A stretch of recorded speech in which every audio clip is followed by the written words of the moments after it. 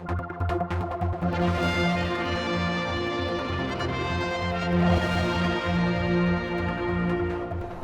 here we are at the Brule Suite, and it's the unveiling. Who's this cheeky chappie? There is a real... Well done, Andrew, by the way. You've caught that mischievous look, I think, of the speaker, yes? Yeah. Well, that was the aim from the beginning, really. We sat down in Juan's office and we chatted, and straight away I could tell he'd got a sense of humour. And actually, I very rarely paint smiling people, and I'm not known for it at all, but the last one that I did was Eric Sykes for the National Portrait Gallery in London. So Juan is only about the second sitter that I've painted smiling.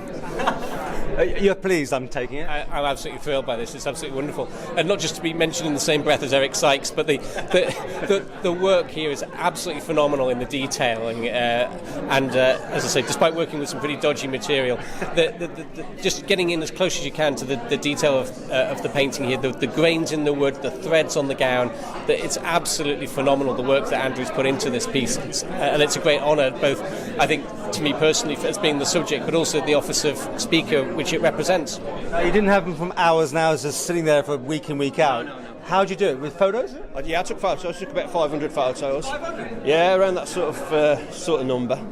Is that the same pose, or are you moving? No. Well, we tried lots of different compositions. We tried probably about 5 or 6 compositions, but then I kind of filtered it down, and then we arrived at this one, which I was really pleased with. That everything was working together. You know, the composition was working really nicely. The chair in relation to the stained glass windows at the back, the expression, the context, the robes, and the chair as well. I was particularly interested in, with all the additional little made up bits in it, like 2016 isn't actually on there, but that was when Juan became the speaker, and then you've got the artillery badge, and then subtleties that will let people discover.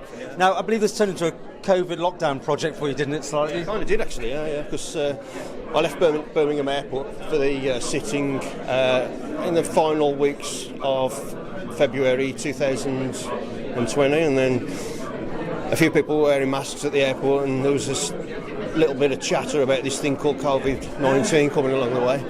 And then a few weeks later, of course, we were all in lockdown, so if I hadn't have come on that weekend, it could have been postponed for 2 years.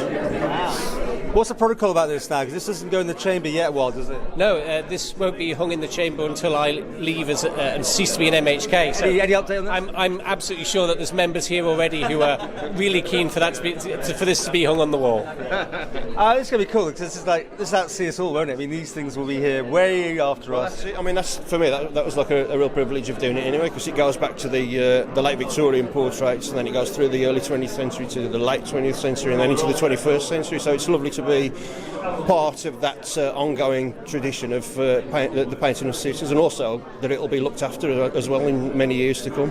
And that's also why it's a great opportunity to have some art students here from Ramsey Grammar School as well, to meet someone who is absolutely on top of their game in being able to do this, but also to put into that historical context for them, because art is all about the context in which it's in, the time it's come in, the place it's in as well.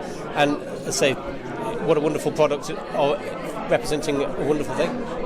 Just tell me about this cheeky smile. I mean, how difficult is that to get? I mean, you got your pictures, but you got to translate it. And did it always work? Or, I mean, did you know straight away you caught him like that? Well, as I said, I was taking lots of photographs, and I was working from probably about 4 different photographs for the face, and then I just kind of amalgamated it all together. So there was a little bit of guesswork as well, but so I've now decided he's a little fat in that picture. Your face is a little fuller, isn't it?